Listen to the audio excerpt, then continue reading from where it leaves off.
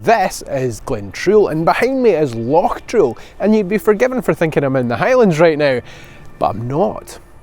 These hills are part of the Southern Uplands, Scotland's other landscape that you don't actually hear that much about. It's the kind of place where history hides in plain sight. There's a monument up there, Bruce's Stone. It was erected in 1929 to a battle that was maybe more of a skirmish that happened just over there and arguably changed the face of Scottish history. Welcome to Scotland Unplugged, Scotland's best kept secret and my favourite place in the world. In 1307, Robert the Bruce was on his uppers. He'd managed to get himself excommunicated by the Pope. The previous year, he'd murdered his main rival, John Cummin, in a church in Dumfries. Then he'd had himself declared king. Then Edward I, King of England, had dispatched Aymer de Valence, the Earl of Pembrokeshire, Bruce's cousin, to come and sort him out. Bruce met him in battle near Perth and lost badly. His wife and daughter were taken prisoner. His brothers were killed in battle. Bruce himself went off to hide in a cave and speak to a spider, if you believe the popular mythology. He'd either been in Rathlin Island or Arran or somewhere in the Outer Hebrides, thinking things over, regrouping. Eventually, he landed at Turnberry Castle, over here on the west coast. In early 1307, he met his cousin's army again though. Some of the Bruce's men lured Valence's army onto the steps of Trool over there. What they didn't know was that more of the Bruce's men were up that hill with rocks. As the English army marched along there, the Bruce's men let their rocks go. It wasn't a big victory, but it marked a step change. Out went being a knight and being chivalrous and calling people out onto the battlefield. In came guerrilla warfare. These were the kind of tactics he used later on when he met his cousin again at the Battle of Loudon Hill. The tactics that would go on to win him Scottish independence for a while. This isn't my favourite place in the world though. This is part of the Galloway Forest Park. This is probably one of the least spoiled places in Scotland, a country that is pretty unspoiled so far. But those things over there kind of frighten me. This is a place full of history, and it's hard to know where to start. Sometimes though, you have to go back and begin at the beginning, or what we know of the beginning. Behind me over there is Cairnholy, which is a bit misleading. There are actually two Cairnholys. This is Cairnholy 1 and up the hill is Cairnholy 2. A while ago I did a video about Comartin Glen and I said that some of the stones that you see there are quite similar to what you see here in Galloway. This is quite different, but the one up on the hill reminds me of those burial cairns that you see in Comartin Glen. Probably partly because it's still got its covering stone. A lot of the stonework from this one has been stolen. They date back 6,000 years, so around 1,200 years before they started the pyramids. And they look out over Wigtown Bay behind me. This place has always been kind of a junction between England, Ireland, the Isle of Man and Argyll. The easiest way to get here would always have been by sea until relatively modern history. And you can see the evidence for that. In 1949, the archaeologists Pigott and Powell investigated the site and they found jadeite axe heads that could only have come from the Alps. They also found beaker-style pottery from about 4,000 years ago, so this place was in use for at least 2,000 years for possibly different purposes. They're both burial cairns, but very few human remains were actually found. And a lot of the stonework's been stolen over the years by farmers to build dikes, like the kind of thing you can see behind me. This one, Cairnholy 1, is much more decorative. The stones are very precisely aligned and line up with the winter solstice, the summer solstice and the equinox. There's a stone next to the entrance at the forecourt of the burial cairn with markings where the sun hits at different times of the year. And there's a stone off to the side there that lines up with the midday sun and the Isle of Man and the ends of the Machars Peninsula over there. They weren't playing games when they built these things. It has cup and ring marked stones, which are some of the most commonly found markings in the world, but we don't know what they mean. Local legend has it that King Galdas, a legendary, probably mythical freedom fighter who battled the Romans, is buried up at Cairn 2. Local legend also has it that he's buried over there somewhere at Torhouse Quay. To be honest, Galdas probably never existed. The first we hear about him is from Hector Boyce in the 16th century, and he's most likely a corruption of Cal Gacchus, who was probably also invented by Tacitus to make his father-in-law Agricola look good. It's a good story though, and I like the idea. Still not my favourite place in the world though. After a quick stop off for lunch in Wigtown, Scotland's national book town, I headed off down the Machars Peninsula to Garliston, an old fishing port, and Galloway House, former seat of the Earls of Galloway. Here you can wander the gardens, visit a private beach, and uncover some more hidden history. So this open stretch of sandy beach behind me is Rigby, near Garliston. And I've got pretty much the whole place to myself. And that thing over there in front of me is top secret, or it was top secret. In 1943, that was part of the Mulberry Harbour trials. The Mulberry Harbours were floating structures used at the D-Day landings on June the 6th, 1944. But in 1943, they were testing them here. They were tested here because the sands behind me have the same tidal patterns as the beaches in Normandy. Even then, this place was pretty quiet and far from prying eyes. There was a lot of wartime activity here. Just up the coast at Buldoon Airfield, they trained pilots.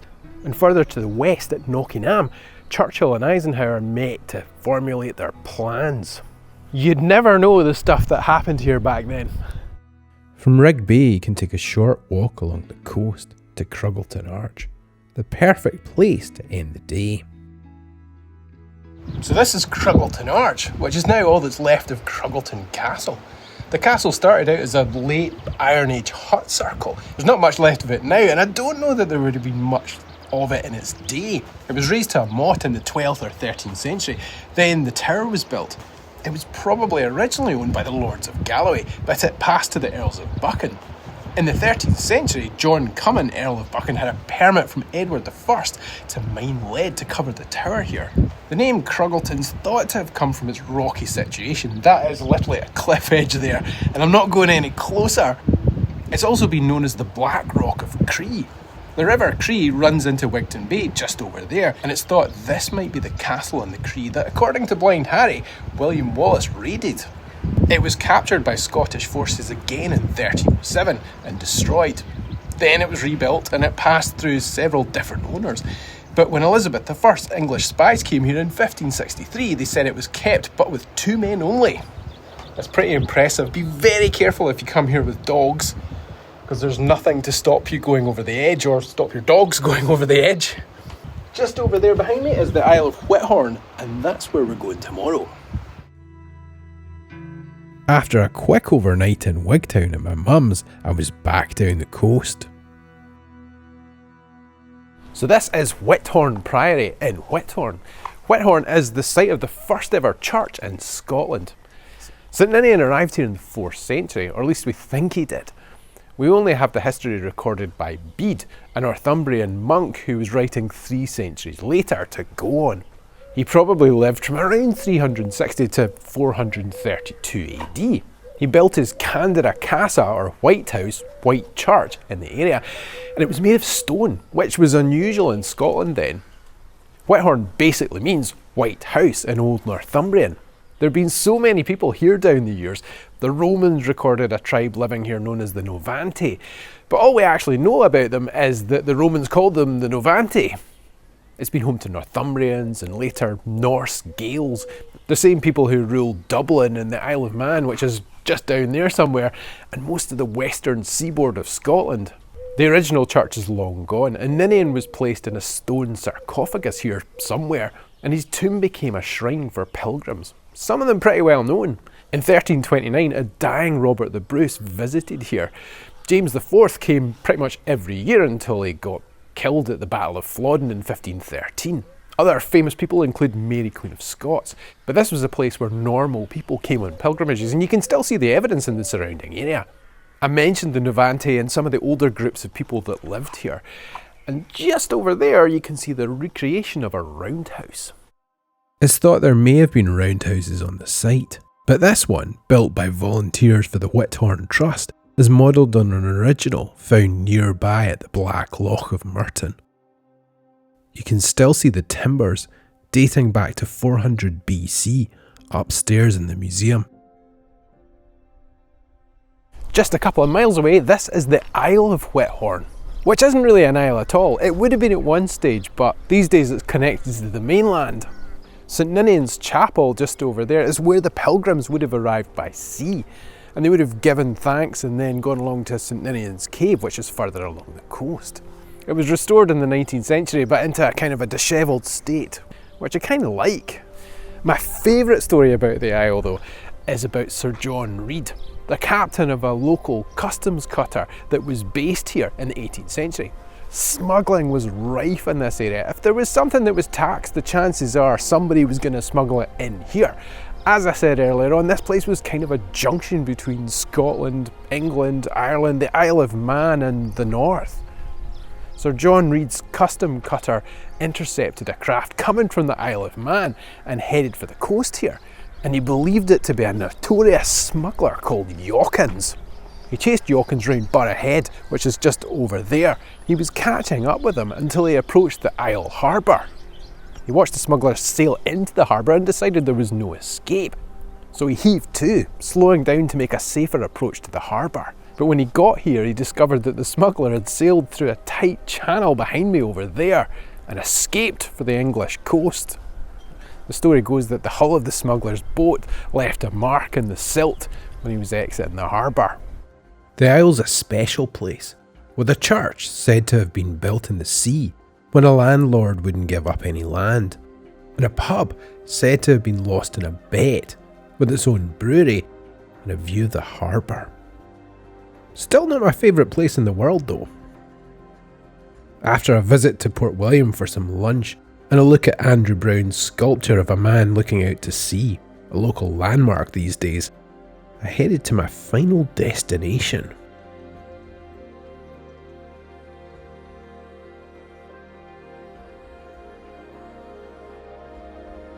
This is St Medan's, named after a saint who probably never existed. And in case you haven't guessed, yes, this is my favourite place in the world. And yes, I'm massively biased because I grew up on the farm right here. And up here on the rock behind me is a sculpture of an otter, a tribute to the writer Gavin Maxwell, who used to exercise his own otter on the beach down there. The Maxwells owned pretty much all of this area for a time, and we're based at Monreath House, just along there. It's actually for sale at the moment if you have a spare $1.5 million. But stay here just a bit longer and look a bit closer. Just to the left of the sculpture, you'll find a cup and ring marking, chipped away by unknown hands thousands of years ago. And just down the hill and round the corner is something you won't find in many tourist guides. So this is Medan, or Medan in fairness to give it its full Sunday name. It's possibly a corruption of St Medan, and St Medan may or may not have ever existed, but legend has it she sailed across the sea on a rock. She'd fled from a marriage she didn't want and plucked out her eyes, boarded a rock and sailed across here. When she got here, she washed her bloodied eye sockets in a stream and her sight was restored. Doesn't sound completely legit, but this place is incredible. There are memento mori gravestones with skulls and crossbones. On the subject of skulls and crossbones, there's a pirate's grave behind me, and there are at least 2 local legends that I know of. It's said that during the Reformation, the bell was taken from this church to be placed in a Protestant kirk. It was loaded onto a boat and sailed out into the bay, at which point a storm blew up, sinking the ship with all hands. Legend has it that whenever a member of the House of Merton dies, the bell can be heard tolling from the depths. This is my favourite thing in here.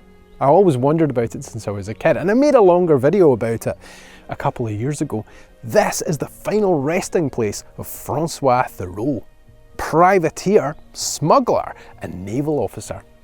Francois died in a battle off the Isle of Man on the 28th of February 1760.